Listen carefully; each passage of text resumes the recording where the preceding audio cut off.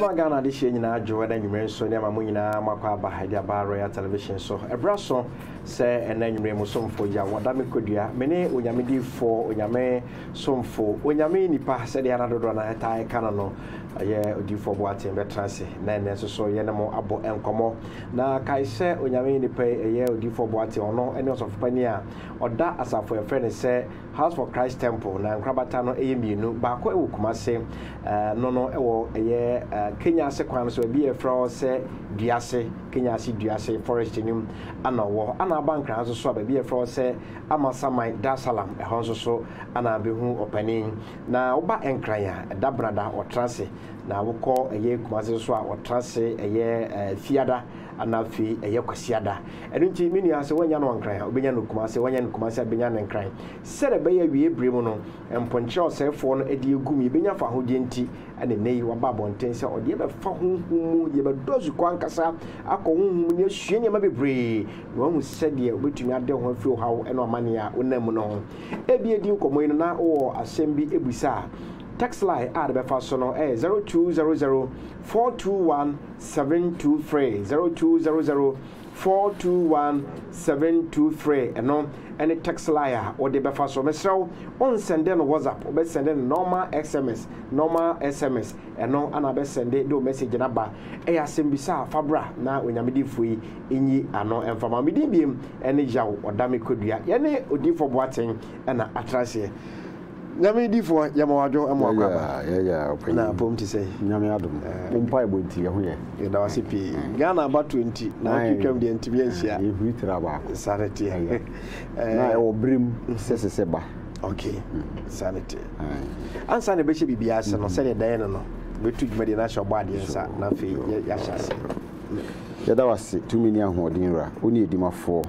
akwan mu okan ye ho eno nti ukuta yemu akora yen de yehinta ontaban na se sabri wodi abeka atifo nsa yasem ne se beka yen ho ewo yenkomo twetwe mu na ma woni munyam nya kese kasafa yemu ma atifo nyemu aba mfantu ona na mo mbra enim se asem ye wieye no obema omba enya mfasodi wom na ahye odi nkunkun ni munyam enim se wadi hene ewodi nti amen se danka jame abusha meka wo se ene asama da bama so ai baba be bobo ho no ana tifi asem no eye honhumu aware a twi kasem ye kasem spiritual marriage brof kasem ye kasem spiritual marriage na fe twi mu no ana asante kasem no so no ye se honhumu aware eno nkomo ene ba bedie twipini na honhumu aware de SMP yamedifo na otwi menu etwam no wo de fada esumu e ma yesue ne ma bebre amanfo monte omda ya ase ne de koso so no omomunya kwanja de message anomo efre wo ne de nso chichiri mu edemo na da yeso no ekwa ebewura enaseme ba bedi ehon komo no eye honhuma ware no na ansa ne be hwe da ye ohwa ba kono ye part 1 sa internet part 2 no ene de ba right ansa na ye bewura part 2 dem yi no ye kase honhuma ware a eya ware ben a ye kase honhuma ware a eya ware a wunim kwan a wafa so aware okay ana wunim be ma na oba kura waware no nanso so wo a wotin kase obi ware wo okay na no ne de aware no eya na ejina se dayesumu ena okay na ade ba ku bi ehu a etiefo dodo no a ewo saa amane yi mu Ghana ha metimi akase se uyi nipa ba ko 1999 was our problem we nipa wa asasi so se ni nyina wo ha o na de eye problem ni se wo spiritual marriage bia no o de se ye kasa yes o pa text message okay usika nyina da na wabra bo so nko nanim da okay na obi nso hye oboma ne mamu da de obi be hye obo ebebam no eye ntokwa de okay ana sohwe de ana amane de na spiritual marriage no ye woni nchiche mu bebrebe obi wo hono mu a ne de no se ofa ye funu ana se onyinsan a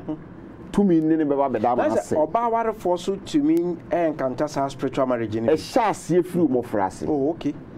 bayeti mi ware nsuo timi ware o nneoma bebre ahonhom bebre bosom betimi aware o na eya na ejina busua ofiri mu no eso ene wabrabo ne wotebea ene wunyuma so ene namma saa tebea no yemfa saa epo na obobo no mako ejina busua so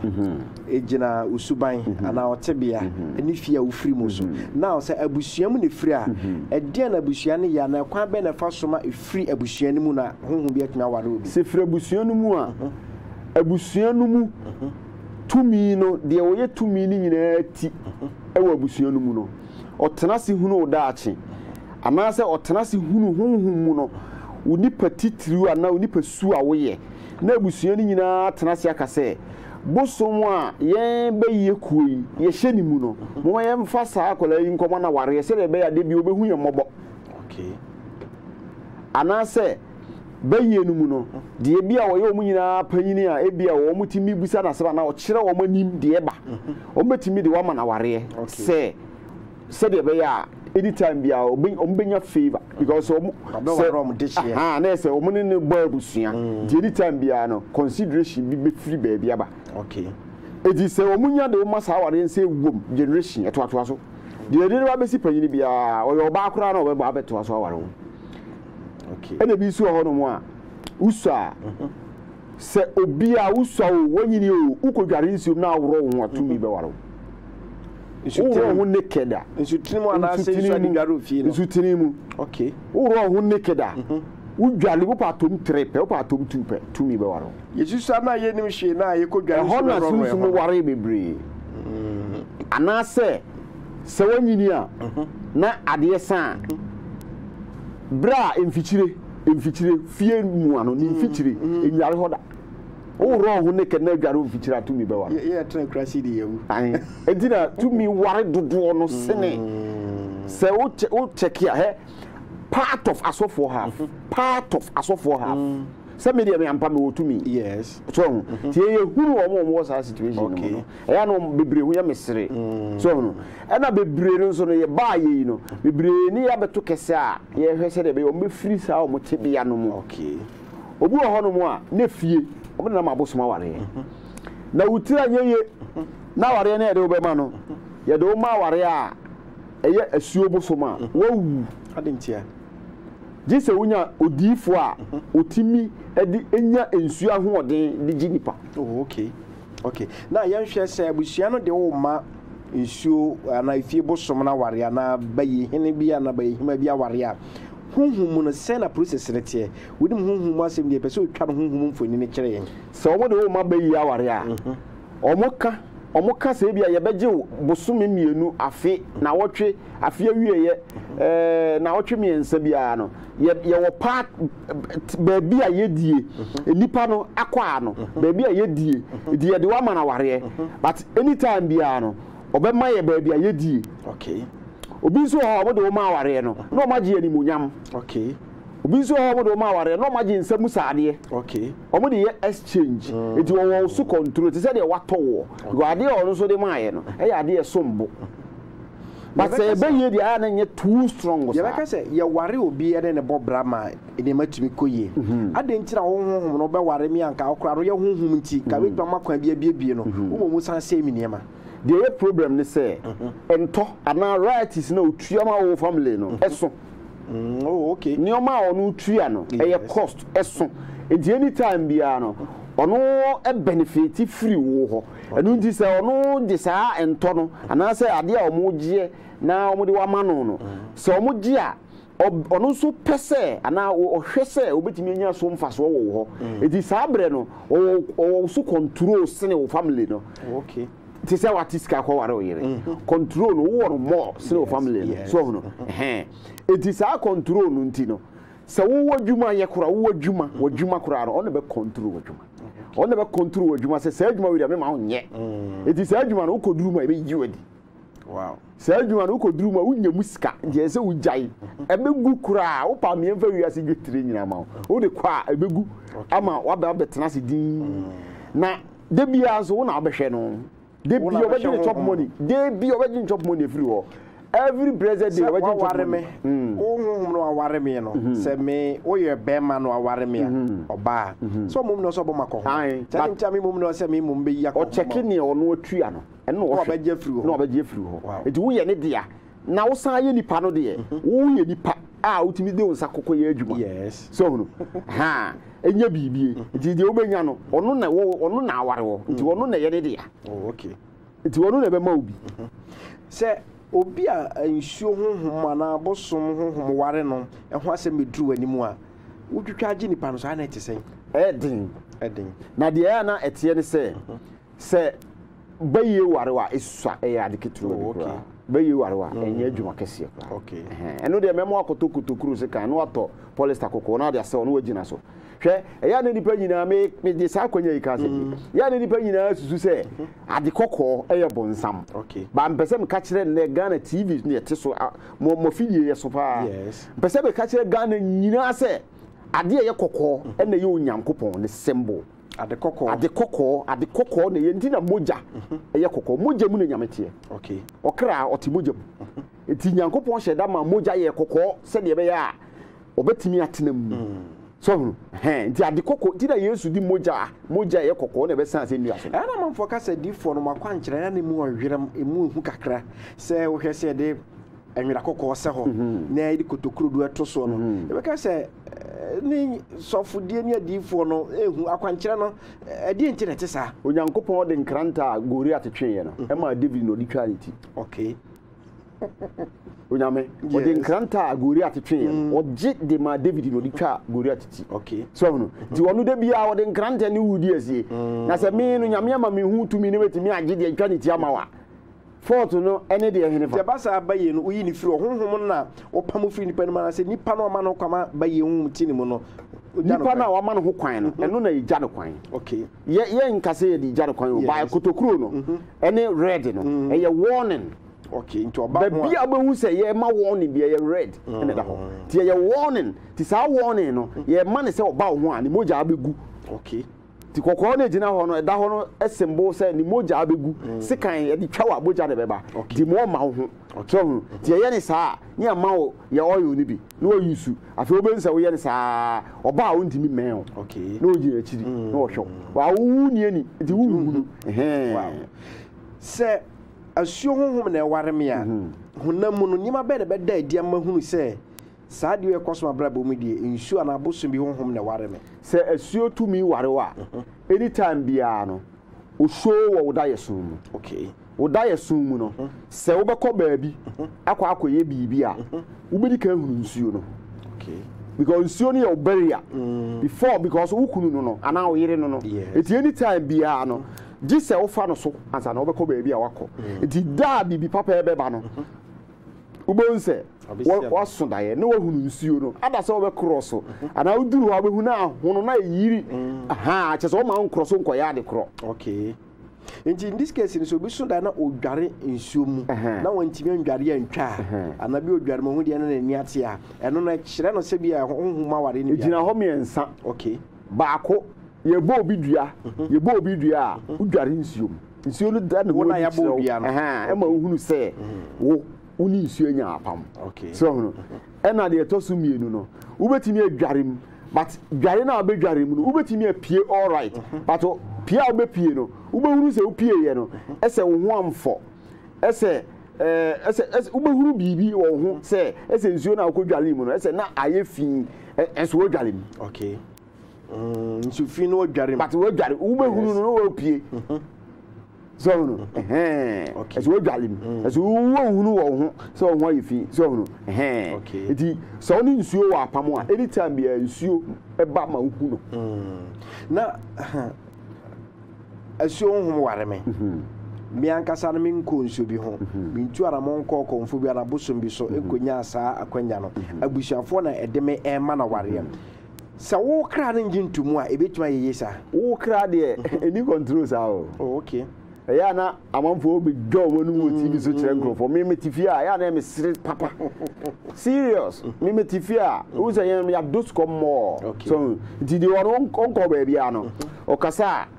atiefo kura tenefi omo ankasa hunu se oye small onni ba bi akọ so hunu se de obi timi kasa ono otimi konsu ase ne ho ankro ne be yenya no kure so hunu nti ni nyina ne se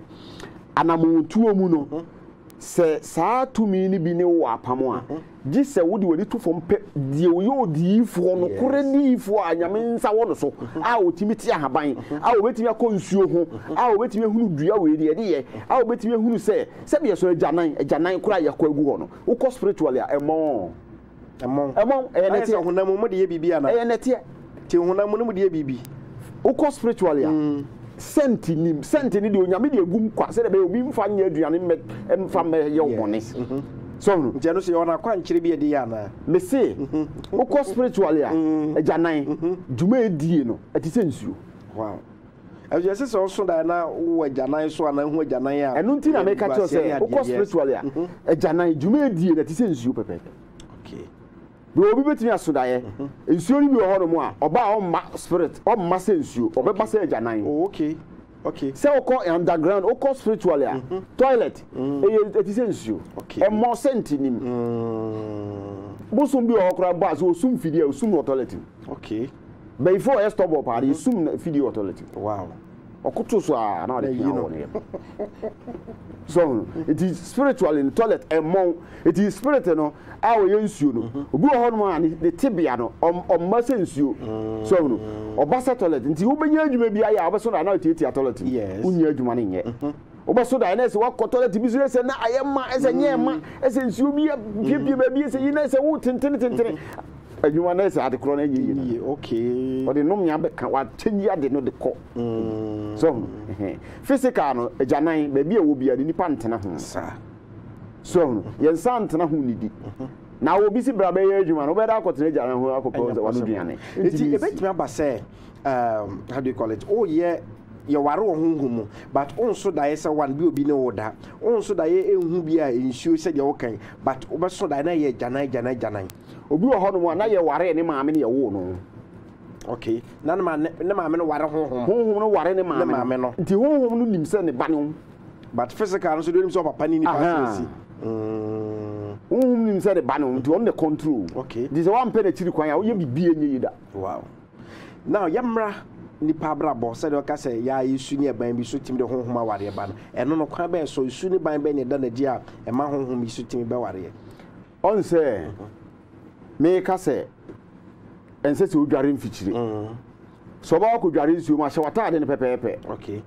hye de pepepe na fa dware ni wo ro ho naked dware nsuo ma nsuo be wale okay so eno so ka te bia no ho bi so ena wunwuma oba obeti ya wo no nyina na ode nam so wetu ya wo no nyina na ode nam sunsumu dos ni nipa o okay se wu nipa bebrebe no spirit dos aja edi enti na ma sunsum ekontimi do nipa na nka ndo no nyonko sunsum ni mo me do nipa se otiasefo wasase su no be wa Genesis ho ba bi o se Nyankopon abofo edane wo mu nipa be ware sabre no so nipa ma na omo so no sunsum no o ye nipa but ontimi ntena honam wani okay eti wo hu ba hu no eti honam wani no se de obeye wo hu na obi wo yonko be ma na yonko ba be ne fe no ono susu otimi akamfo sa oh okay otimi kamfo sa no susu ani age wo no ware ti be to ba so bi be nya sunsu ma ware problem bi ana honhum be ware obi a nipa na bra bo betima koyi se honhum ware na wabra bo be koyi a wo ani so no e bia usika sem na ye but wo da okay o ma wo da ono be wo sunsu wo ba wo ye be ma wo ba mo wo ba wo ono be wo sunsu ma wo abeso da na wo ma wow wo abeso da ye no na wo ma ba wo da enso na onipa nyina susu se wo de wo abra bo ye wo koba wo ye sei na wa ko adopt enkola e o chiro enso na do ma be ye ma but wo ankasa no ade ye friend se ba untimi ngubi wo benya low sperm count yensa spirit ne be je wo nkwamwa no aduro bi ntimi nsa baabi obeje wo nkwamwa no edu sa point ni pan duro ani ma no so ntimi nya ho adwo ebetu ye boase ebetumi adane ba ebetu ye boase enye dede nye gidigidi ompese omba ya ati se mobile phone ekura na ma se jiko no esunsum asebe ye control sunsum ye tu ye boase de fe ne asire nyame na o ma imu ahode ne etumi agade afiri nsem so hono ba nipa nim se oba ya ekura me na me ahye ne nsem se ginefa ko no sunsum asem ntisa se de nkofo akeka kire nkofo a omu ko de da ho se obi kura timi ba ma ba odi fo ho se papa se me de afiwe de nyame anye misi a me kobosom so bosom tumi be na o eni on wonya akonya hye nyame na ase ase be kobosom so koi kosohwe ne bra se nyame o sa de nya bone ma no wa so se yenso ahum nyina hwe ti kosohwe ne bra o kosohwe na hu se nya bra ye bejo okay abusha me koso aka say ni odi for boate na ebon komo na ye kasa dia fa sunsumu aware ho na se de ka no wa se bisa bia number na da so sabre no enu text line ya obese no message ni dia fa so nya WhatsApp obese send the normal SMS 0200421723 0200421723 o text e de ba ye back in kind na de I say musa no ye be yi ano e de amount was be musa say so what causes masturbation e den e na cause masturbation so honhuma ware say types types who are now who you here you have a types no also please I need the prophet number for help okay number there you better da kra ansana ya pida yemu also good evening please this man of God is powerful Akosia from Agogo I used the oil that D4 Boaten is talking about I had dream and what happened in the dream reflected in reality okay ono so ne de no say we ye onyame ni pa wo hye pa ye fra na Akosia Agogo na oil na aka ho asem no wo man bi ama oso da ma dae no e ba mu so ama obia ehu bi wo say I'm Solomon how can I overcome this okay minima the corona or person overcome no no topic na ye kan ayo and we just was say to one or say please ask the man into that why has he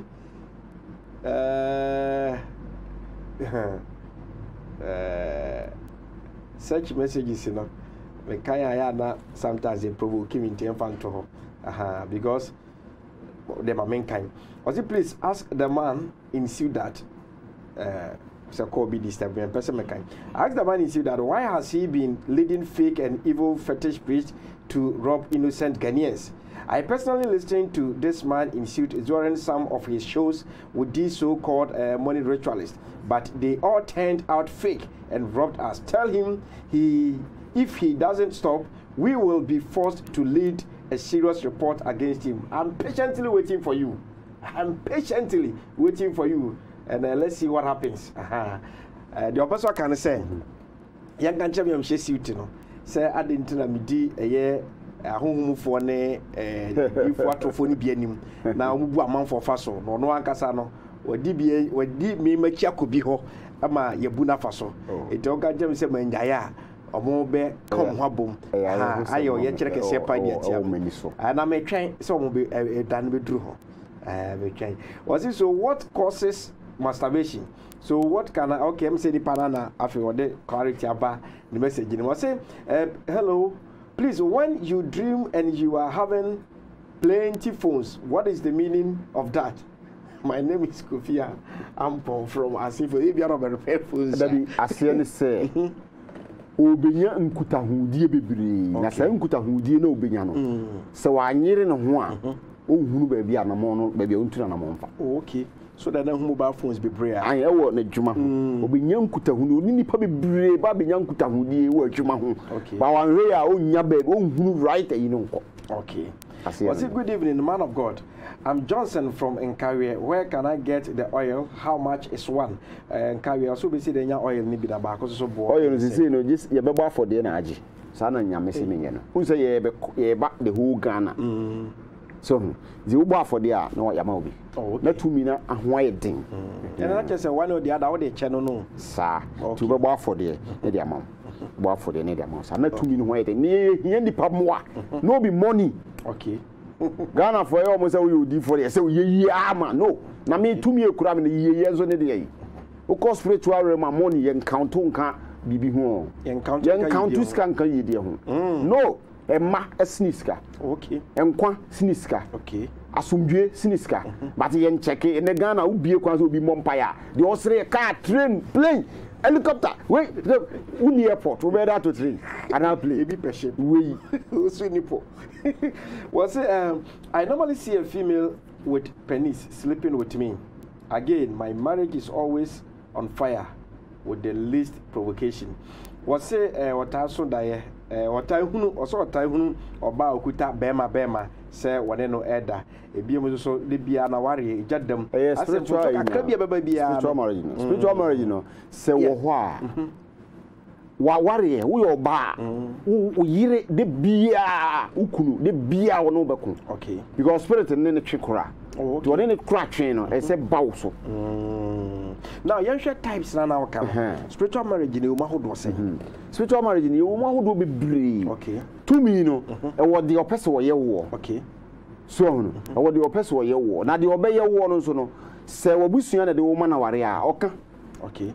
because omo de wo yie de ka no ho na wo tria rights na ntona ma omo enti ono no de watua no de nibere na ebeje ade de firi ho to obi wo ho no ma onim se wo a ubenya kumpa aware pa de obekobi ba aware a be ma awo a unya nti no obesan ba fie okay so nti wono no de bia no aware no wawo no wasizi wawo so obi so ho no mu a o ma unya sika obi so ho no mu a sika no betun eye adwuma ko ni ba unya ni munyam obi so ho no mu a o ma undi uhuni okay so ayin obi so ho no mu o ma undi dwa that's all one no ifi o ayin hwe obi hu bi ho no spirit bi ho no mu a oye fipa we no da atechem ko an oda wow sorry ateche won hu nanim kura wo se se bi so ko ba bi a o kom kura no ne ade abu ho no mu ade o kom ayi de Subraford bu ho no mu a wa fa bi am fa nanim a bu ho so de ateche so na ye no hu no ne ade gu o ma no mo fusu so edi sana ahonhom no o mu behave edi obi ho no mu a hu no betimi aware no hu no aware no obetimi aye konkuru ni abre no ho ase aye bibia asusu na tumi no ware no ahono na menti beti ekura tro konkuru yes akwa sorry aye sofo aye bibia preaching but onu ankasa ni mu no onim ne se ade san bibi ne beda na no sa no honhom nipa no nyame honhom nti ni mu ana nyame honhom nti ni mu pa ba sa tumi no nya kwane ne beda nyame na boss atumi no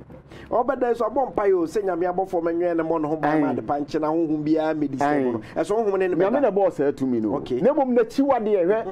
adamiti tv hu sa na sofu bi mi pese mebo obi adin okay na wasesa enwa konkuro okay agire konkuro odi aba bese wasasa ne ma bi dia beguo opega we o si wo we so atie for obi se obi ka se anya na media mini ho wo nu we de wakọ no ha odi bia ya de ama wo no bra na min deliver o honhomoni nam se nyame na odi na tema na aje hwan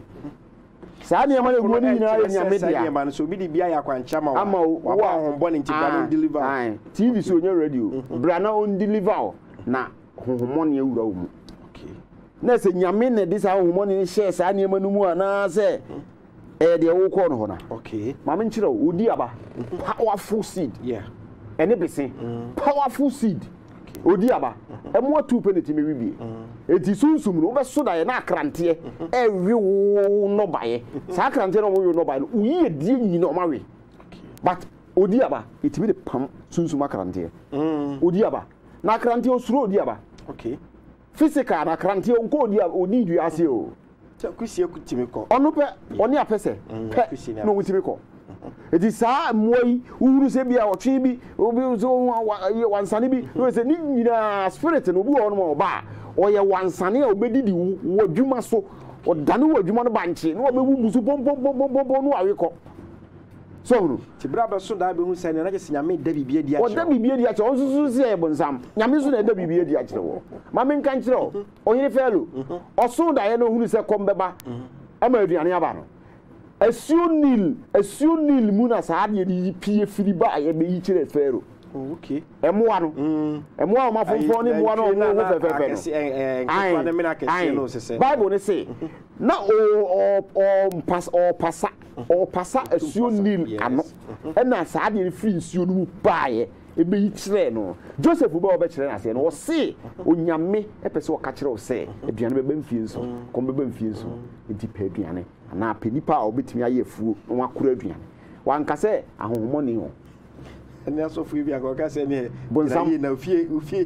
ba ifo time ai so no enti nyame na bo asuo nyame na bo bibia enwa konkuru enwa hwe enwa osoda ye na ehunu nwa a ewo na se kire okay osoda na ehu achichide wo na se kire okay o munyina ko osoda na hwe sesi a mekotam aboa beben betu asesi nipa bebre be ka se mfiri nyame but aboa beben ko na bi ahohoro ho de oil agum edi anonti nipa e wa sori dem David ya ho odin nyina no aboa beben ene edi anonti no okay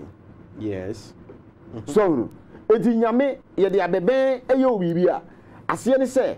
onyankopon asiw hene enti nantwi ba oni abeben Gamba oni abeben so ti abeben nche se wo gina o se bema a obde obedi akon ama wotimi akon odi nkunim okay so ye di abeben to asese wa haba bi ebeposa wo be gina so adware se de wakọ hene duru bi aso akekere wa udware ya hwehwehwe na asane sa na besa ne wow unim utifie na wo ye gagai na okeka nsem a Bible ye de to ahaban ne ho na otimi de akonka okay because nyame se ni aduaba fa na haban sa yare sunsum na oware wo no wo hunu se oda no ho adi ma hunu a ohunu wo be ko atia na pam no okay so hunu eti wo di suma to kra no so ama okra no wo so da ya wo hunu yes na wakoko atia no wonu wo da pa wonu wo pa edi manu ehye wachi ni ndi no wo nya ba foforo physical e ba nhye wachi da